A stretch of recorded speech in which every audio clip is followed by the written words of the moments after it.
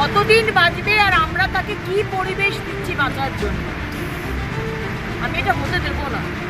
রানীগঞ্জের মঙ্গলপুর এলাকা ক্রমে বিষাক্ত গ্যাস চেম্বারে পরিণত হয়েছে। কারখানাগুলোর বেপরোয়া ধোঁয়া এবং দূষণের কারণে আশেপাশের গ্রামবাসীদের জীবন হয়ে উঠেছে অসহনীয়। দীর্ঘদিন ধরে বিভিন্ন সময় তারা প্রশাসনের কাছে অভিযোগ জানিয়েছেন, স্মারকলিপিও জমা দিয়েছেন, কিন্তু কোনো সুরাহা পাননি তারা। কারখানাগুলোর দূষণ যেন প্রতিদিনই নতুন মাত্রা ছাড়াচ্ছে। শনিবার মঙ্গলপুরের দূষণ পরিস্থিতি সরেজমিনে দেখতে পৌঁছন আসানসোল দক্ষিণের বিধায়িকা অগ্নিমিত্রা পাল। এলাকায় গিয়ে তিনি স্বীকার করেন যে 6টি বড় কারখানা থেকে বের হওয়া ধোঁয়া এবং বিষাক্ত পদার্থ চারপাশের বাতাস এবং জলকে দূষিত করে তুলছে।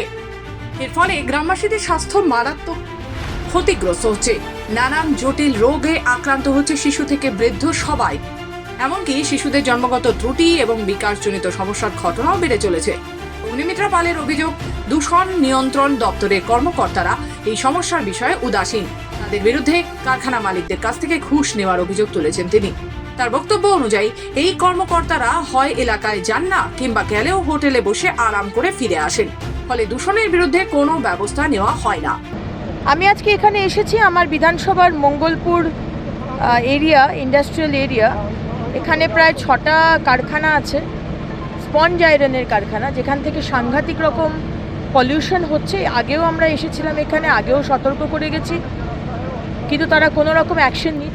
মানুষের পেট চলছে এই কারখানাগুলোর জন্য, কিন্তু মানুষ অসুস্থ হবে, মৃত্যু হবে, হ্যাঁ, অ্যাট দ্য কস্ট অফ মানুষের লাইফ, প্রাণ নিয়ে নেবে। এটা আমি হতে দেব না। বিধায়িকা অগ্নিমিত্রা পাল কারখানা মালিকদের 1 সপ্তাহের সময়সীমাও বেঁধে দিয়েছেন দূষণ নিয়ন্ত্রণের নথিপত্র জমা দেওয়ার জন্য। তিনি হুঁশিয়ারি দিয়েছেন, যদি তারা নথিপত্র জমা দিতে ব্যর্থ হন তবে দিল্লি দূষণ নিয়ন্ত্রণ বোর্ডের সঙ্গে যোগাযোগ করে কঠোর পদক্ষেপ নেওয়া হবে। এসে আমি বলে গেছি কর্তৃপক্ষকে, আমি নেক্সট শনিবার আবার আসবো। আজকে শনিবার, নেক্সট শনিবার। স্টেট ডিপার্টমেন্ট, পলিউশন ডিপার্টমেন্ট থেকে কবে এসেছিল, তারা কি লিখে দিয়ে গেছে সেই পেপার আমি দেখব, এবং audit report, safety and security কি অডিট রিপোর্ট আছে সেটাও আমি দেখব। আর যদি দেখি যে কাজ হচ্ছে না, তাহলে আমি কেন্দ্রে যাব।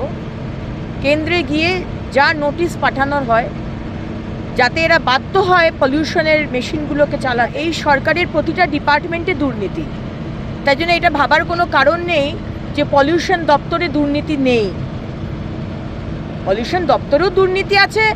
হয়তো পলিউশন দপ্তরের যারা আসে দেখতে, যে অফিসার, তারা হয়তো এইখানে আসেও না, রাস্তাতেই তাদেরকে হোটেলে খাইয়ে দাইয়ে কিছু পকেটে টাকা গুঁজে তারা চলে যায়। এই তো চলছে। এই পরিস্থিতি থেকে বেরোনোর জন্য গ্রামবাসীরা বিধায়কের দেওয়া সময়সীমার দিকেই তাকিয়ে আছেন।